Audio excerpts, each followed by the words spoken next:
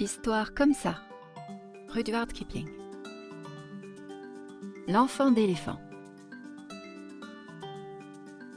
Imagine-toi qu'au temps jadis, l'éléphant, ô mieux aimé, n'avait pas de trompe. Il n'avait qu'un nez noireau, courteau, gros comme une botte, qu'il pouvait tortiller de droite et de gauche, mais pas ramasser des choses avec. Or, il y avait un éléphant tout neuf, un enfant d'éléphant, plein d'une insatiable curiosité. Cela veut dire qu'il posait toujours un tas de questions. Et il demeurait en Afrique, et il remplissait toute l'Afrique de ses insatiables curiosités. Il demanda à sa grande-tante l'autruche pourquoi les plumes de sa queue poussaient comme ça, et sa grande-tante l'autruche le cogna de sa dure patte. Il demanda à son gros-oncle l'hippopotame pourquoi il avait les yeux rouges, et son gros-oncle l'hippopotame le cogna de son gros pied. Il demanda à sa maigre tante la girafe pourquoi elle avait la peau tachetée, et sa maigre tante la girafe le cogna de son dur sabot. Et il demanda à son oncle poilu le babouin pourquoi les melons avaient ce goût-là, et son oncle poilu le babouin le cogna du revers de sa main poilue. Il posait des questions à propos de tout ce qu'il voyait, entendait, éprouvait, sentait et touchait, et tous ses oncles et tantes le cognaient, ce qui ne l'empêchait pas de rester plein d'une insatiable curiosité. Un beau matin, au milieu de la précession des équinoxes, cet insatiable enfant d'éléphant fit une belle question qu'il n'avait encore jamais posée. Il demanda « Qu'est-ce que le crocodile mange pour dîner ?» Là-dessus, tout le monde lui dit « Chut !» à haute et terrible voix, et on se mit à le cogner sans perdre une minute, ni s'arrêter pendant longtemps. Un peu plus tard, quand ce fut fini, il tomba sur l'oiseau Colo-Colo, perché dans un buisson d'épines, et il dit « Mon père m'a cogné et ma mère m'a cogné. Tous mes oncles et tantes m'ont cogné d'eux-mêmes pour mon insatiable curiosité. N'empêche que je veux savoir ce que le crocodile a pour dîner. » Alors l'oiseau Colo-Colo dit avec un cri lamentable « Va sur les rives du grand fleuve Limpopo. Il est comme de l'huile, gris-vert et tout bordé d'arbres à fièvre. Cherche-la. » Dès le matin suivant, comme il ne restait plus rien des équinoxes, cet insatiable enfant d'éléphant prit 100 livres de bananes, de la petite espèce courte et rouge, 100 livres de canne à sucre, de la longue espèce violette, et 17 melons, de l'espèce verte craquelée, et dit à tous les siens « Au revoir, je vais au grand fleuve Limpopo qui est comme de l'huile, gris-vert et tout bordé d'arbres à fièvre, pour savoir ce que le crocodile mange pour dîner. » Et tous le cognèrent en chœur une fois de plus pour lui porter chance, bien qu'il les priât le plus poliment du monde de ne rien faire. Puis il s'en alla un peu congestionné, mais pas étonné du tout en mangeant des melons dont il semait l'écorce parce qu'il ne pouvait pas la ramasser. Il alla de Grahamstown à Kimberley, et de Kimberley au pays de Kama, et du pays de Kama il marcha nord-nord-est, mangeant des melons tout le temps, jusqu'à ce que, à la fin, il arriva aux berges du grand fleuve Limpopo, qui est comme de l'huile, gris-vert et tout bordé d'arbres à fièvre, exactement comme avait dit l'oiseau Colo-Colo.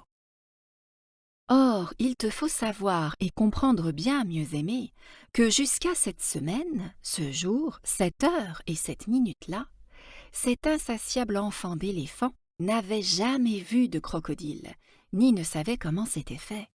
Tout ça, c'était son insatiable curiosité. La première chose qu'il trouva fut un serpent python bicolore de rocher enroulé autour d'un rocher. « Faites excuse, » dit l'enfant d'éléphant avec la plus grande politesse. « Mais auriez-vous vu rien qui ressemble à un crocodile dans ces parages circonvoisins ?»« Si j'ai vu un crocodile !» s'écria le serpent python bicolore de rocher d'un ton de mépris écrasant. « Qu'est-ce que vous allez me demander encore après cela ?»« Faites excuse, » dit l'enfant d'éléphant. « Mais auriez-vous la bonté de me dire ce qu'il mange pour dîner ?» Là-dessus, le serpent python bicolore de rocher se détortilla très vite du rocher et cogna l'enfant d'éléphant de son écailleuse et fouettante queue. « C'est drôle, » dit l'enfant d'éléphant, « car mon père et ma mère, ainsi que mon oncle et ma tante, sans parler de mon autre tante la girafe et de mon autre oncle le babouin, m'ont cogné tous pour mon insatiable curiosité. et je pense qu'ici c'est la même chose. » De sorte qu'il prit congé avec la plus grande politesse du serpent Python bicolore de rocher, après l'avoir aidé à se reboudiner autour de son rocher. Puis continua, un peu congestionné, mais pas étonné du tout, mangeant des melons dont il semait l'écorce parce qu'il ne pouvait pas la ramasser, jusqu'à ce qu'il posât le pied sur ce qu'il prit pour une souche, au bord même du grand fleuve Limpopo, qui est comme de l'huile, gris vert et tout bordé d'arbres à fièvre. Mais c'était bel et bien le crocodile, ô mieux aimé, et le crocodile cligna d'un œil, comme ceci. « Faites excuse, » dit l'enfant d'éléphant avec la plus grande politesse. « mais vous serait-il arrivé de voir un crocodile dans ces parages circonvoisins ?» Là-dessus, le crocodile cligna de l'autre œil et souleva à demi sa queue hors de la vase. Et l'enfant d'éléphant se recula avec la plus grande politesse, car il n'avait pas envie d'être cogné de nouveau. « Viens ça, petit, » dit le crocodile. « Pourquoi fais-tu de ces questions-là ?»« Faites excuse, » dit l'enfant d'éléphant avec la plus grande politesse. « mais mon père m'a cogné, ma mère m'a cogné, sans parler de ma grand-tante l'autruche, de mon gros-oncle l'hippopotame, de ma tante la girafe qui rue si fort, ni de mon oncle poilu le babouin, sans oublier le serpent Python bicolore de rocher à l'écailleuse et fouettante queue, là-bas au tournant de la berge, qui cogne plus fort que tout le monde. C'est pourquoi, si cela ne vous faisait rien, j'aimerais mieux ne plus être cogné pour aujourd'hui. »« Viens ça, petit, » dit le crocodile, « car le crocodile, c'est moi. » Et il versa des larmes de crocodile pour montrer qu'il disait vrai. Alors l'enfant d'éléphant en eut la laine coupée, et, tout soufflant, s'agenouilla sur la berge et dit « Vous êtes la personne même que je cherche depuis de si longs jours. Voudriez-vous, s'il vous plaît, me dire ce que vous mangez pour dîner ?»« Bien ça, petit, » dit le crocodile, « et je vais te la dire à l'oreille. » Alors l'enfant d'éléphant approcha sa tête tout près de la gueule dentue et musquée du crocodile, et le crocodile le happa par son petit nez, lequel, jusqu'à cette semaine, ce jour, cette heure et cette minute-là, n'était pas plus grand qu'une botte. « Je crois, » dit le crocodile, et il dit cela entre ses dents, « je crois qu'aujourd'hui, je commencerai par de l'enfant d'éléphant. » À ces mots, ô mieux aimé, l'enfant d'éléphant se sentit fort ennuyé, et il dit, en parlant du nez comme ceci, « Laissez-moi aller, vous me faites mal !» Alors le serpent Python bicolore de rocher descendit la berge dardard et dit « Mon jeune ami, si vous ne tirez pas dès maintenant sur le champ aussi fort que vous pouvez, j'ai grand peur que ce vieil ulster de cuir à grands carreaux vous précipite en ce courant limpide en moins de temps qu'il n'en faut pour dire « ouf ». Alors l'enfant d'éléphant s'assit sur ses petites hanches et tira encore, tant et si bien que son nez commença de s'allonger. Et le crocodile s'aplatit dans l'eau qu'à grands coups de queue il fouettait comme de la crème, et lui aussi tira. Et le nez de l'enfant d'éléphant continuait à s'allonger. Et l'enfant d'éléphant se cala sur toutes ses 4 petites pattes, et tira encore, et son nez continuait toujours à s'allonger. Et le crocodile godilla de la queue comme d'un aviron, et lui aussi tira encore. Et à chaque effort, le nez de l'enfant d'éléphant s'allongeait de plus en plus, et cela lui faisait grand mal. Puis l'enfant d'éléphant sentit ses pieds glisser, et il dit en parlant du nez, ce nez qui avait maintenant près de 5 pieds de long, « C'est trop, je n'y tiens plus !»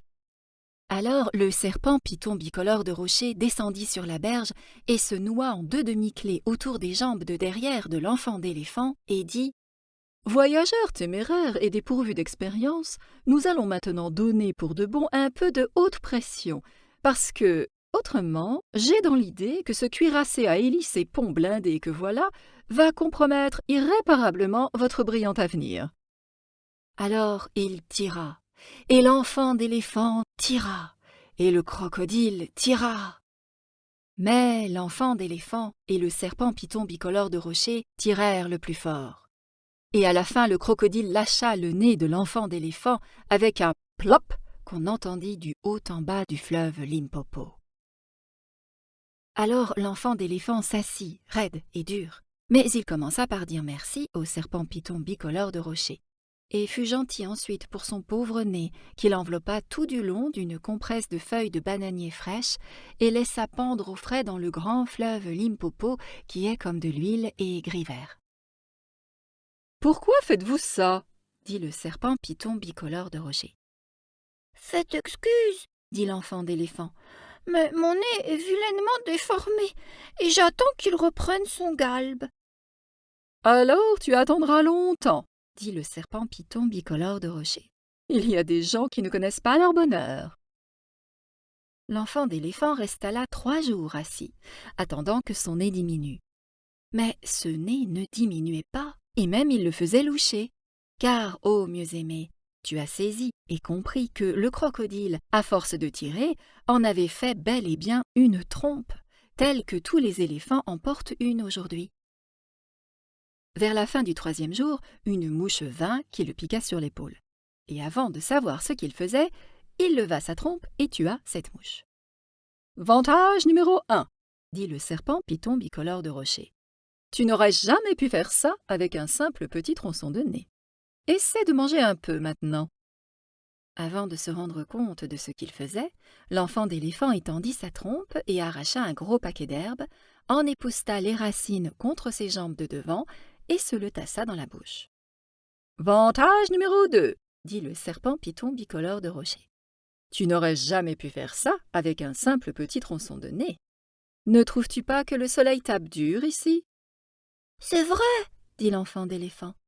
Et avant de se rendre compte de ce qu'il faisait, il cueillit une motte de vase sur la berge du grand fleuve Limpopo et se l'appliqua sur la tête, où ça lui fit une belle casquette fraîche qui lui dégoulinait derrière les oreilles.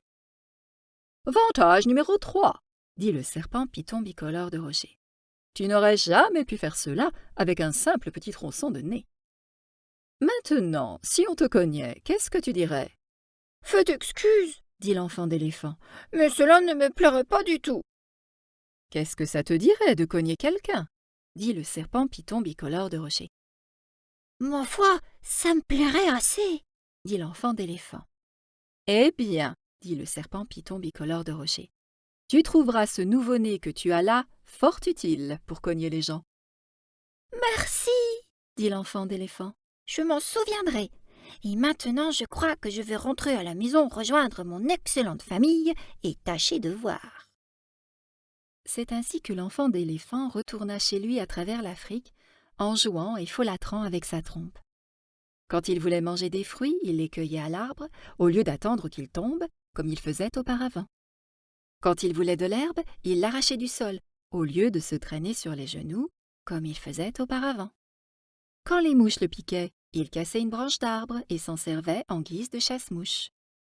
Et il se collait une casquette de boue neuve, fraîche et dégoulinante, lorsque le soleil tapait.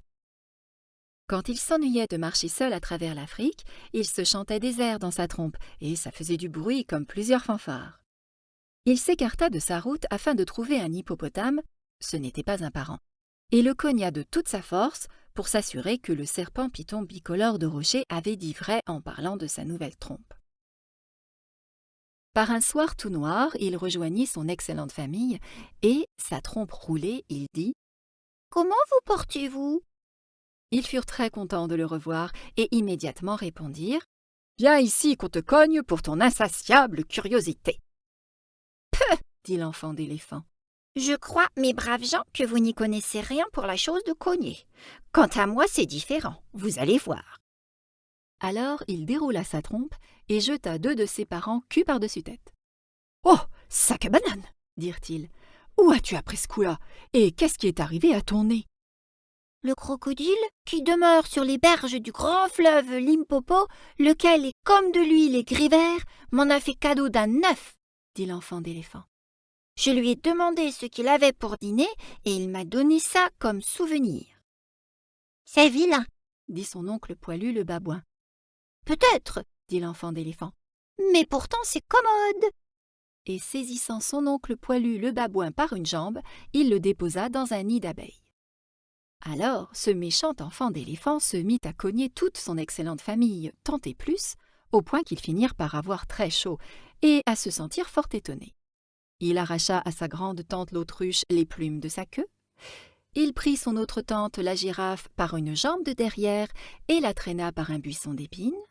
Il fit des peurs à son oncle l'hippopotame en lui soufflant des bulles dans l'oreille pendant qu'il faisait la sieste dans l'eau. Mais il ne laissa personne toucher à l'oiseau Colo-Colo. À la fin, cela chauffa tellement que toute sa chère famille partit à la queue leu-leu vers les berges du grand fleuve Limpopo, qui est comme de l'huile, gris vert et tout bordé d'arbres à fièvre, pour faire au crocodile l'emprunt de nouveau-né. Quand ils revinrent, personne ne cogna plus personne. Et c'est depuis ce jour-là, mieux aimé, que tous les éléphants que tu verras, sans parler de tous ceux que tu ne verras pas, ont des trompes exactement semblables à la trompe de l'insatiable enfant d'éléphant.